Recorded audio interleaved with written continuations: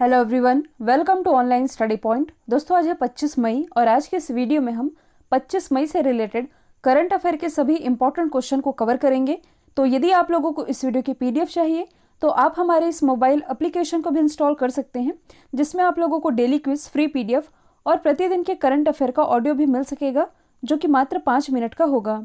Link description box में दी हुई है।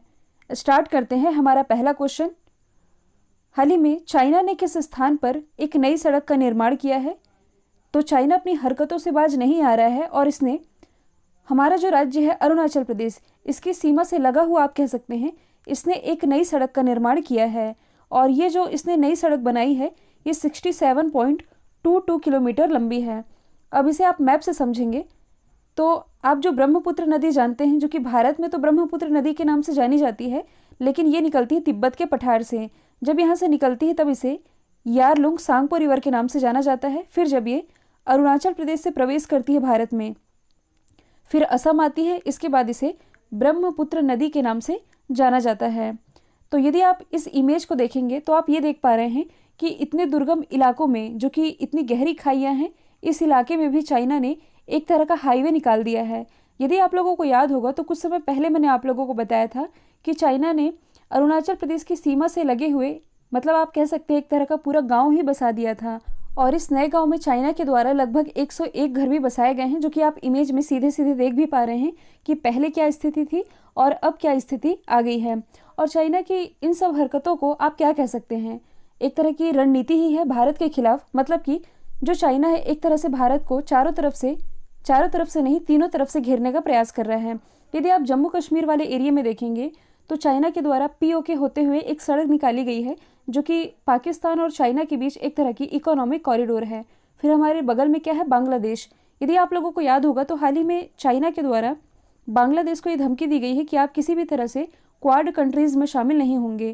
क्वाड, इसमें कौन कौन सी कंट्री शामिल हैं? यूएसए, ऑस्ट्रेलिया, जापान और अपना देश भारत। तो चाइना ने बांग्लादेश को अब ये सीधी सीधी धमकी दे दी है कि यदि आप क्वाड कंट्रीज़ में शामिल होते हैं या शामिल होने का आपने सोचा भी, तो इन दोनों देशों के बीच जो संबंध है ये खराब हो सकते हैं।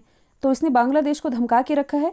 फिर यदि हम बात करें नेपाल की, जो कि भारत के कंधे पर ही बैठा हुआ है। लास्ट ईयर तक नेपाल के जो प्राइम मिनिस्टर थे केपी शर्मा ओली, इन्होंने न जाने कितनी गलत बयानबाजियाँ जारी की थी भारत के खिलाफ, और ये सब नेपाल कर रहा था चाइना के प्रभाव में आकर के। तो नेपाल के बारे में हमने डिस्कस कर लिया, बांग्लादेश और ऊपर जम्मू कश्मीर। फिर यदि हम बात करें अपने अगले पड़ोसी देश की, जिसका नाम है श्रीलंका। ये भारत से ज़्यादा दूर तो स्थित नहीं है। यदि आप लोगों को याद होगा तो श्रीलंका में एक पोर्ट है जिसका नाम है, मतलब कि श्रीलंका की जो राजधानी है कोलंबो, यहाँ एक जो पोर्ट था इसका नाम है eastern container terminal.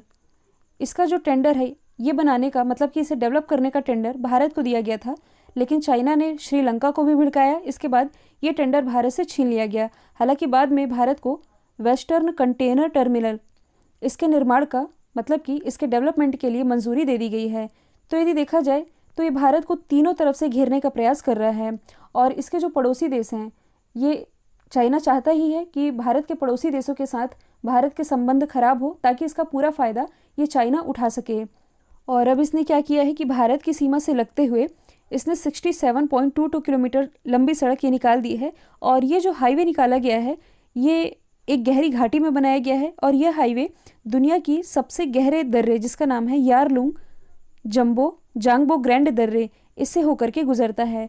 I hope इस क्वेश्चन के माध्यम से आप लोगों ने चाइना की चाल और इसकी क्या स्ट्रैटेजी है ये तो समझ ही ली होगी।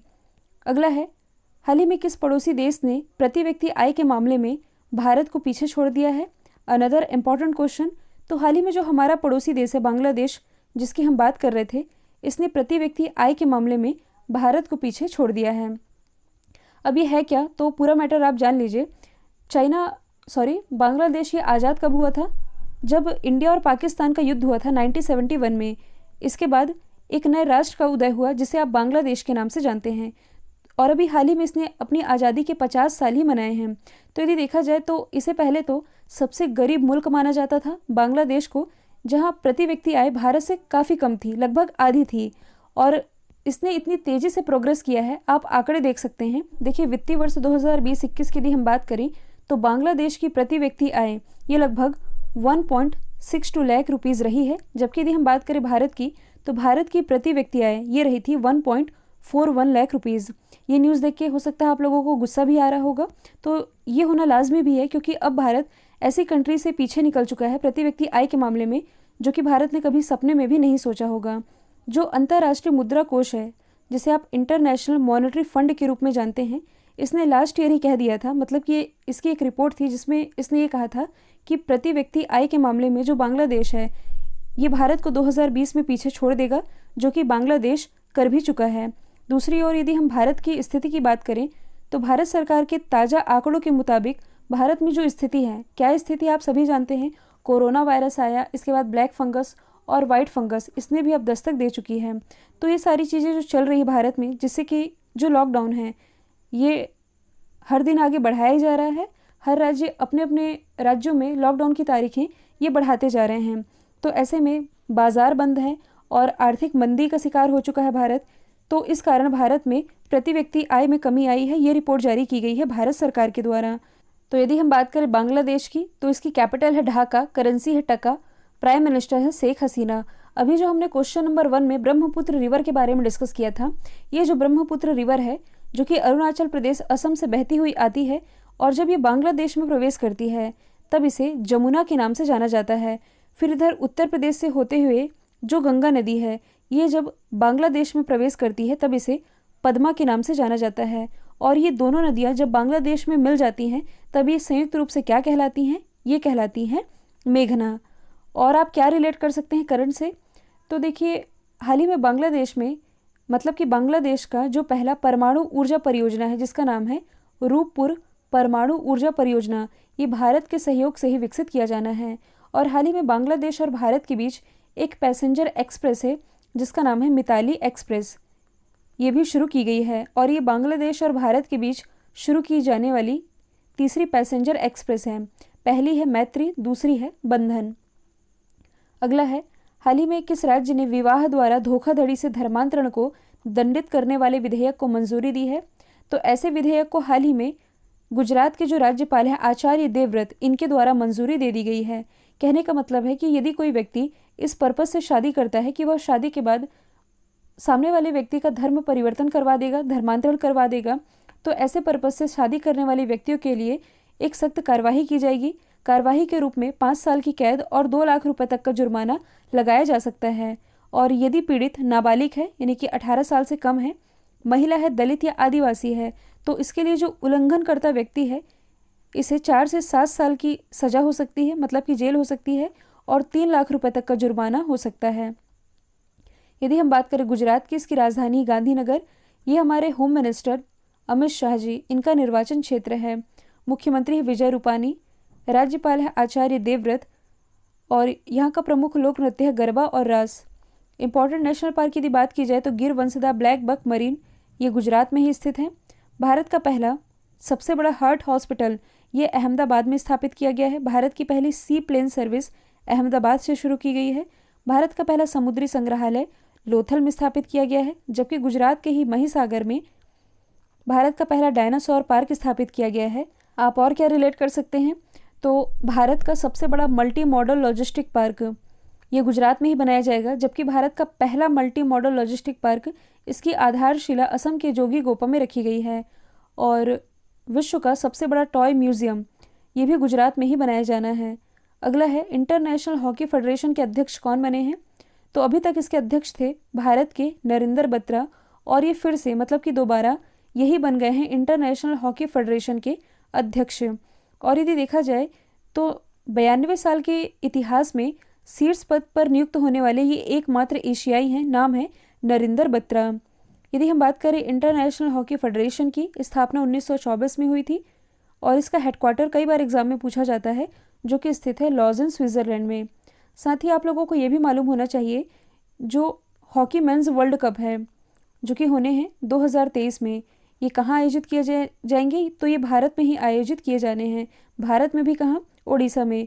ओडिशा के 2 शहरों में, एक तो है राउरकेला, दूसरा है भुवनेश्वर। इन 2 जगह ये आयोजित होने हैं। भारत किस देश से जल्द ही कुनो नेशनल पार्क में, देखिए ये सारे शब्द पास हो गए हैं। भारत जल्द ही किस देश से कुनो नेशनल पार्क में चीते को फिर से बसाएगा? तो ये बसाया जाएगा साउथ अफ्रीका से ला करके। देखिए जो चीते हैं जिनकी इमेज आप देख पा रहे हैं, अफ्रीकी चीते, 1952 में इन चीतों को भारत से विलुप्त घोषित कर दिया गया था और कोरिया में इन्हें आखिरी बार 1947 में देखा गया था। ये जो चीता है ये धरती पर सबसे तेज़ दौड़ने वाला स्तनधारी जीव है। इसे लाया जा रहा है साउथ अफ्रीका से और बसाया जाएगा कुनो राष्ट्रीय उद्यान में, जो कि मध्य प्रदेश के श्योपुर जिले में स्थित है। और इससे करीब 74 ईयर बाद देश में विलुप्त हो चुके चीते की दहाड़ ये फिर से सुनाई देगी इस नेशनल पार्क में। इस पर पिछले 10 साल से विचार किया जा रहा था, लेकिन अब ये फाइनल हो चुका है कि इन्हें लाया जाना है, इसी साल ये ले आएगा।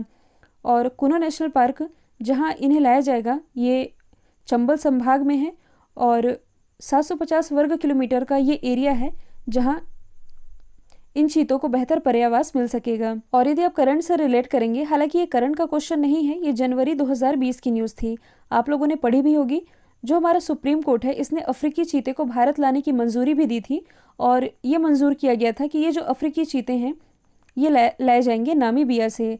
अच्छा, इन चीतों की जो हम बात कर रहे हैं सबसे इम्पॉर्टेंट तो ये है कि IUCN के लिस्ट में किस स्थान पर आते हैं, क्योंकि कई बार एग्जाम में ऐसे डिफ़िकल्ट क्वेश्चन भी पूछे जाते हैं। तो IUCN की रेड लिस्ट में, मतलब कि लाल सूची में, इन्हें सुभेद्य या इसे आप कह सकते हैं वल्नरेबल की कैटेगरी में रखा गया है। और जो भारत सरकार ने अफ्रीकी प्रजाति के चीतों को भारत लाने के लिए प्रोजेक्ट चीता, इसकी भी शुरुआत की थी, तो ये भी आप याद रख सकते हैं। अगला है, भारतीयों द्वारा स्थापित किस क्रिप्टो करेंसी को दुनिया के टॉप 20 क्रिप्टो करेंसी में शामिल किया गया है? तो 3 भारतीयों के द्वारा बनाया गया था पॉलीगन क्रिप्टो करेंसी, जिसे अभी हाल ही में दुनिया के टॉप 20 क्रिप्टो करेंसी में शामिल किया गया है। ये 3 नाम है कौन कौन से? संदीप नेलवाल, अनुराग अर्जुन और जयंती कननी। अच्छा, यहाँ हम क्रिप्टो करेंसी की बात कर रहे हैं। कई बार मैंने आप लोगों को बताया है कि क्रिप्टो करेंसी ये एक आभासी मुद्रा है। आभासी मुद्रा है मतलब कि इसे हम ना तो देख सकते हैं ना ही छू सकते हैं। एक तरह की डिजिटल करेंसी है जिस पर किसी भी तरह का, ना संस्था का ना ही सरकार का कोई भी कंट्रोल नहीं है, इसलिए आप कह सकते हैं एक तरह की रिस्की भी है और एक तरह कहेंगे तो फ़ायदे की भी है, क्योंकि नोटबंदी जैसी चीज़ों का इस पर कोई असर नहीं होता। कभी इसके शेयर एकदम से ऊपर चले जाते हैं और कभी एकदम से नीचे भी आ जाते हैं। आप रिलेट कर सकते हैं, जैसे कि हाल ही में जो बिटकॉइन है, एलन मस्क ने एक ट्वीट किया था जिसमें कि पहले तो इन्होंने ये बताया था कि हाँ आप बिटकॉइन खरीदिए, इनकी जो इलेक्ट्रॉनिक वाहन निर्माता कंपनी है टेस्ला, इनके द्वारा ये क्रिप्टो करेंसी परचेस की जाएंगी जिससे कि इनकी ये कारें खरीदे जा सकती हैं इस बिटकॉइन के माध्यम से। लेकिन अब इन्होंने एक और ट्वीट किया है जिसमें कि इन्होंने ये जानकारी दी है कि अब इनकी जो कंपनी है ये बिटकॉइन को मंजूर नहीं करेगी। तो ऐसे में क्या हुआ है कि बिटकॉइन का अभी हाल ही में मार्केट क्रैश भी हो गया है। ये न्यूज़ आप लोगों ने सुनी भी होगी, जिसके बाद से एलन मस्क पर काफ़ी सारे मीम भी बनाए जा रहे थे। तो ये तो बात हुई बिटकॉइन की। यदि हम बात करें ब्रिटकॉइन की, दोनों में क्या फ़र्क है? तो ये जो ब्रिटकॉइन है, जो UK गवर्नमेंट है, मतलब आप कह सकते हैं कि हाल ही में जो ब्रिटेन है इसके द्वारा इसकी एक नई डिजिटल करेंसी जिसका नाम है ब्रिटकॉइन, ये लाए जाने की घोषणा की गई है। और डॉजी कॉइन क्या है? तो इस साल की शुरुआत से ही जो एलन मस्क है ये डॉजी कॉइन को भी प्रमोट कर रहे थे। अगला क्वेश्चन है, हाल ही में डार्विन आर्क का ऊपरी भाग ढह गया है, ये किस द्वीप का हिस्सा है? तो डार्विन आर्क जो कि स्थित है गेलापागोस द्वीप समूह का ही एक तरह का हिस्सा है, आप कह सकते हैं। लोकेशन में यदि आप देखेंगे तो सबसे पहले आप देख सकते हैं ये है साउथ अमेरिका से ही कुछ यहाँ पास, मतलब कि इसके वेस्ट तरफ स्थित है ये गालापोगास आइसलैंड, जहाँ ये हिस्सा ढहा है। अब ये है क्या? Darwin arch. तो ये जो आप इमेज में देख रहे हैं, पहले तो ये कुछ इस तरह से था, लेकिन अब ये ढह करके कुछ इस तरह हो गया है। तो यहाँ लोग घूमने के लिए आते थे, यहाँ टूरिज़्म को बढ़ावा मिलता था। अच्छा, समुद्र का ये जो हिस्सा होता है इसे कहते क्या है? तो NCERT यदि आप लोगों ने पढ़ी भी होगी, एकदम बेसिक चीज़ है, लेकिन कई बार एग्जाम में यहाँ से भी क्वेश्चन पूछ लिए जाते हैं। तो ये वाला जो हिस्सा आप देख रहे हैं ये कहलाता है समुद्री गुफा, मतलब कि पानी के अंदर एक तरह की चट्टान है और ये यहाँ एक तरह का गुफा का निर्माण होता है जहाँ लोग नाव से जाते हैं और घूमते हैं। फिर दूसरा है तटीय मेहराब, जिसके आर पार जाया जा सकता है। फिर ये इसकी स्थलाकृति जो इस तरह बन गई है, मतलब ये जो खंबे तरह की आकृति बनी है ये कहलाती है स्टैक। तो ये भी आप याद रख सकते हैं। अब यदि हम बात करें इस साउथ अमेरिका की, तो साउथ अमेरिका का ये जो आप दक्षिणी हिस्सा देख रहे हैं, सबसे निचला हिस्सा, ये क्या कहलाता है? टेरा डेल फ्यूगो द्वीप। इस टेरा डेल फ्यूगो द्वीप का भी निचला हिस्सा है जो कि कहलाता है हॉर्न अंतरीप। और काफ़ी समय पहले मैंने आप लोगों को इंपॉर्टेंट जलधाराओं के नाम याद करवाए थे, हो सकता है आप लोगों को याद हो, यहाँ हम इसका रिवीजन कर लेते हैं। तो देखिए, इक्वेटर से मतलब कि वे जलधाराएं जो कि इक्वेटर से ध्रुवों की तरफ जाएं, चाहे उत्तरी ध्रुव की तरफ जाएं चाहे दक्षिणी ध्रुव की तरफ जाएं, वे जलधाराएं होती हैं गर्म जलधाराएं। जबकि ऐसी जलधाराएं जो कि ध्रुवों से भूमध्य रेखा की तरफ आएँ, ये ठंडी जलधाराएं होती हैं। ये आप लोगों ने समझ लिया है। तो अब जानेंगे आप, कुछ यहाँ स्थित है पेरू, और पेरू के पास में ही कुछ यहाँ से जाती है पेरू या हम्बोल्ट जलधारा, और ये इसके डायरेक्शन आप देखेंगे, ये जा रही है इक्वेटर की तरफ, मतलब ये होगी ठंडी जलधारा। फिर यहाँ से बहती हुई जाती है फॉकलैंड जलधारा, इसकी भी डायरेक्शन इक्वेटर की तरफ है, ये भी ठंडी जलधारा होगी। ये है ब्राज़ील, ब्राज़ील के कुछ यहाँ से आ रही है ब्राज़ीलियन जलधारा, इसकी डायरेक्शन है ध्रुवों की तरफ, मतलब ये कैसी जलधारा होगी? गर्म जलधारा। अगला है BWF यानी कि बैडमिंटन वर्ल्ड फेडरेशन के परिषद के अध्यक्ष कौन बने हैं? तो ये भी हाल ही में बन गए हैं हिमंता बिस्वा शर्मा। हिमंता बिस्वा शर्मा जो कि हाल ही में असम के नए मुख्यमंत्री भी बने हैं, साथ ही ये बैडमिंटन एशिया के उपाध्यक्ष भी हैं, और इन्हें ही हाल ही में BWF की परिषद का अध्यक्ष बनाया गया है। यदि हम बात करें बैडमिंटन वर्ल्ड फेडरेशन की, तो इसका हेडक्वार्टर स्थित है कुआलालंपुर मलेशिया में। और भारत की जो PV सिंधु है, ये बैडमिंटन वर्ल्ड फेडरेशन में ही गोल्ड जीतने वाली पहली भारतीय भी बनी थी। यदि हम बाकी ऑप्शन की बात करें तो ज्ञानेंद्र निगोबम, ये बिलोंग करते हैं मणिपुर से, और ये कुछ समय पहले ही हॉकी इंडिया के अध्यक्ष बनाए गए हैं। पूर्वोत्तर भारत से हॉकी इंडिया के अध्यक्ष बनने वाले ये पहले व्यक्ति भी हैं। संजय कपूर, जिन्हें भी हाल ही में चेस फेडरेशन ऑफ इंडिया के नए अध्यक्ष के रूप में नियुक्त किया गया है, जबकि जो अर्जुन मुंडा हैं, ये आर्चरी एसोसिएशन ऑफ इंडिया, इसके अध्यक्ष बनाए गए हैं। अगला है, कौन भारतवंशी ऑक्सफोर्ड यूनिवर्सिटी छात्र संघ के अध्यक्ष बनी है? तो हाल ही में भारतीय मूल की जो अन्वी भोटानी है, इन्हें ऑक्सफोर्ड यूनिवर्सिटी के छात्र संघ का अध्यक्ष बनाया गया है। यदि आप लोगों को याद होगा तो जो रश्मि सावंत है, हालांकि ये फरवरी 2021 की ही न्यूज़ है, ये ऑक्सफोर्ड छात्र संघ के अध्यक्ष बनने वाली पहली भारतीय बनी थी, हालांकि बाद में इन्होंने इस्तीफा भी दे दिया था। तो अभी कौन बनी है? अन्वी भूटानी। यदि हम बात करें नीरा टंडन की, ये भी भारतीय मूल की हैं, जिन्हें भी हाल ही में व्हाइट हाउस सीनियर मतलब कि व्हाइट हाउस के सीनियर एडवाइज़र के रूप में नियुक्त किया गया है, मतलब कि वरिष्ठ सलाहकार के रूप में। प्रमिला जयपाल, ये भी भारतीय मूल की हैं, इन्हें भी हाल ही में अमेरिका में CPC यानी कि कांग्रेशनल प्रोग्रेसिव कॉकस, इसके अध्यक्ष के रूप में नियुक्त किया गया है। और CPC का ये जो अध्यक्ष का पद है, ये अमेरिका में सबसे अनुभवी सांसद को दिया जाता है। अगला है, जून 2021 में होने वाले G7 के स्वास्थ्य मंत्रियों की बैठक की मेज़बानी कौन करेगा? तो इसे होस्ट करेगा ऑक्सफोर्ड यूनिवर्सिटी, जिसके बारे में अभी हमने डिस्कस भी किया है। तो इसका पर्पस क्या है? तो इस बैठक में इन सारी बातों पर चर्चा की जाएगी कि ये जो महामारी चल रही है, इससे कैसे निपटा जा सकता है, इनसे रिलेटेड सभी मुद्दों पर इसमें चर्चा की जानी है। तो ऑक्सफोर्ड यूनिवर्सिटी इसे होस्ट कर रहा है, जो कि होना है अगले ही महीने, मतलब कि जून 2021 में।